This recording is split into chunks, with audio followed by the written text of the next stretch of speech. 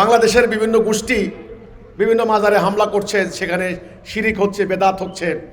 এই যে বাউল শিল্পী, ওনার উপর হামলা হলো বা ওনার বাড়িতে হামলা হলো ইত্যাদি ইত্যাদি, এগুলো নিয়ে আপনাদের বক্তব্য কি? আমরা দেখলাম ফেসবুকে, সোশ্যাল মিডিয়ায় সাংঘাতিক পক্ষে বিপক্ষে উগ্রবাদী বক্তব্য, কঠিন বক্তব্য।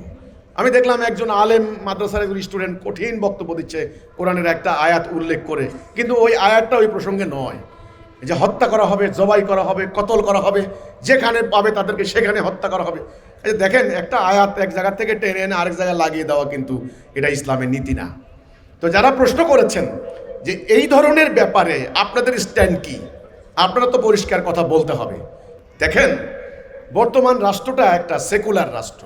এই রাষ্ট্র কিন্তু কোরআনের রাষ্ট্র নয়। এখানে কোরআন রাষ্ট্রীয় সংবিধান নয়। অথরিটি যারা আছেন, সভরেন্টিতে যারা আছেন, সার্বভৌমত্বে যারা আছেন, তারা মানুষের তৈরি বিধান মোতাবেক রাষ্ট্র পরিচালনা করছেন। এই রাষ্ট্রের রাষ্ট্রীয় নামটাই হচ্ছে পিপলস রিপাবলিক।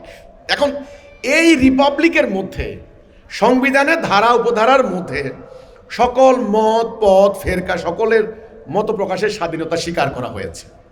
আবার পিনাল কোডে আপনার হলো দণ্ডবিধিতে, সেখানে 295 ধারায় 298, সেখানে ধর্ম অবমাননার ধারাগুলিও সুনির্দিষ্টভাবে বলা হয়েছে। কোনো ধর্মের বিরুদ্ধে কটূক্তি করলে, অঙ্গভঙ্গি করলে, কথা দ্বারা, আচরণ দ্বারা, সেখানে ধর্ম অবমাননার মামলা। এবং আমি যতদূর জানি, ধর্ম অবমাননার মামলায় কিন্তু নিম্ন আদালতে জামিনও হয় না, সহজে জামিন হয় না। আচ্ছা, তো কাজেই আমাদের এই সংবিধানের মধ্যে এগুলি আছে। তো এখন বাংলাদেশে আপনার শত শত বছর থেকে নানান ধরনের জারি গান, সারি গান, বাউল শিল্পীরা এখানে তারা গান গাচ্ছেন, নানান ধরনের মারেফতি লাইনের এখানে সৃষ্টি হয়েছে, জন্ম হয়েছে। এখানে এরা বলছেন, অনেকে যারা সেকুলার মাইন্ডে, তারা বলছেন আমাদের দেশটা সমৃদ্ধ। সমৃদ্ধ এই অর্থে এখানে নানান মতের মানুষ আছে। এটা বলে ইনক্লুসিভনেস, অন্তর্ভুক্তিমূলক সোসাইটি। এখানে বলা হচ্ছে যে ডাইভার্সিটির মধ্যে আমাদের একটা ঐক্য আছে, সকল মতকে আমরা স্বীকার করি, আমরা মানে সম্মান করি। আমাদের এখানে জারি গান হবে, পালা গান হবে, আমাদের এরা ওনারা বলেন। কিন্তু এখন এই ক্ষেত্রে ইদানিং এই অমুক শিরিক, অমুক কুফর, অমুক মুরতাদ, অমুক রসুলকে গালি দিছে, অমুক আল্লাহকে গালি দিছে, এই যে কথাগুলি বলা হয় সোশ্যাল মিডিয়ার মাধ্যমে, এগুলি জনগণের সামনে আনা হয়।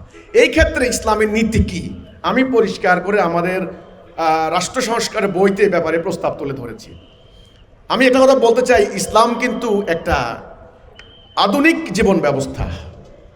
ইসলাম কিন্তু একটা ভারসাম্যপূর্ণ জীবন ব্যবস্থা।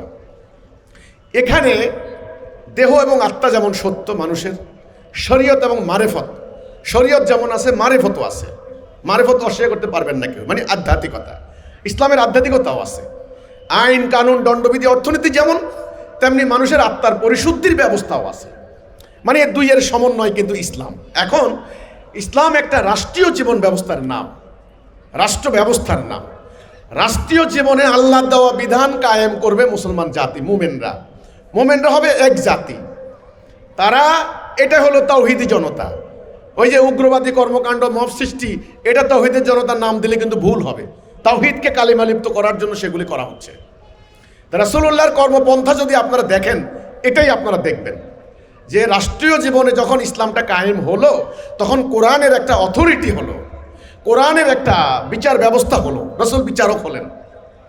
তখন আপনি কোনটা ভাঙবেন, কোনটা রাখবেন, কোনটা কুফর, কোনটা ঈমান, কোনটা পক্ষে কোনটা বিপক্ষে, এই কথাগুলির জন্য একটা কর্তৃপক্ষ সাব্যস্ত করবে। ধরুন একটা লোক একটা অন্যায় করেছে, আপনি তাকে গণপিটুনি দিয়ে মেরে ফেলতে পারেন না। হ্যাঁ, আপনি তাকে পুলিশের কাছে সোপর্দ করেন, কর্তৃপক্ষের কাছে। কর্তৃপক্ষ একটা ট্রায়াল করবে, মানে একটা বিচারিক প্রক্রিয়া, তদন্ত করবে সে কি সত্যিকার অর্থে এটা বলেছে কিনা, সজ্ঞানে স্বেচ্ছায়। আদালতের ভাষা যারা উকিলরা আছেন আপনারা জানেন, তাকে আত্মপক্ষ সমর্থনের সুযোগ দেওয়া হবে, তাকে তওবা করার সুযোগ দেওয়া হবে।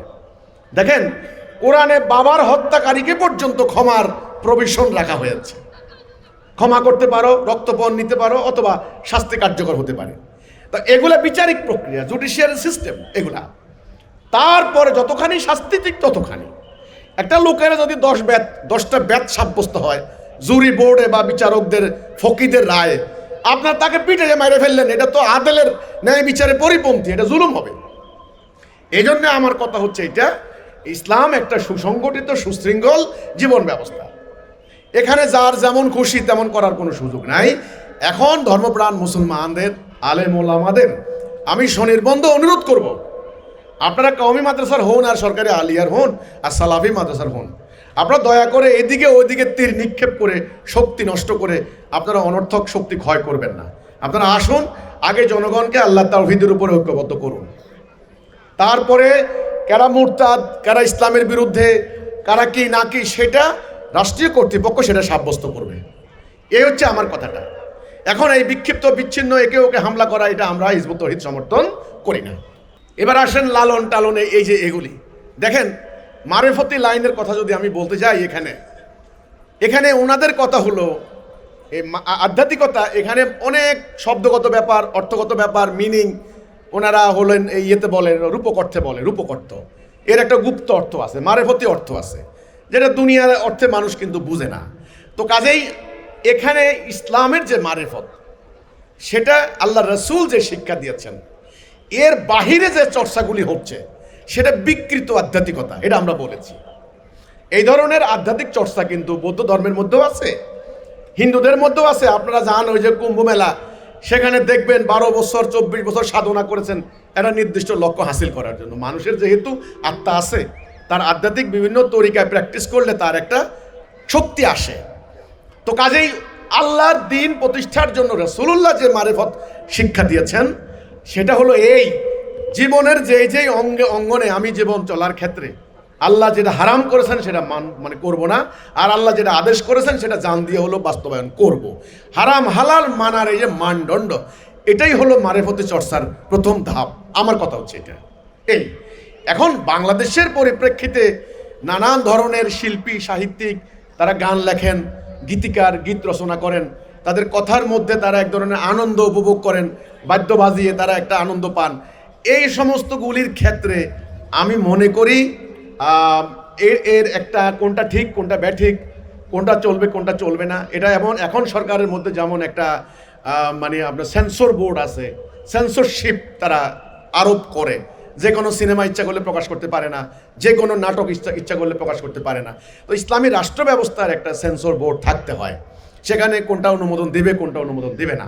এটা হলো আমার কথাটা। আমি যে কোনো আমার পছন্দ হলো না, আমার ভালো লাগলো না, সেজন্য আমি আপনার হলো বাউলদের ওখানে হামলা করব, আপনার হলো গানের অনুষ্ঠানে হামলা করব, আমরা কিন্তু এই ধরনের মতবাদে বিশ্বাসী না। আমরা মনে করি এগুলা হলো আইন বহির্ভূত কার্যক্রম, এগুলো হলো উশৃঙ্খল জনতার বেআইনি কার্যক্রম, যেটাকে মব বলা হয়। এগুলো ইসলামী কিন্তু আপনার হলো টলারেট করে না। আমি আগে সবাইকে বলবো আল্লাহর দ্বীন প্রতিষ্ঠা করেন, এই হচ্ছে কথাটা।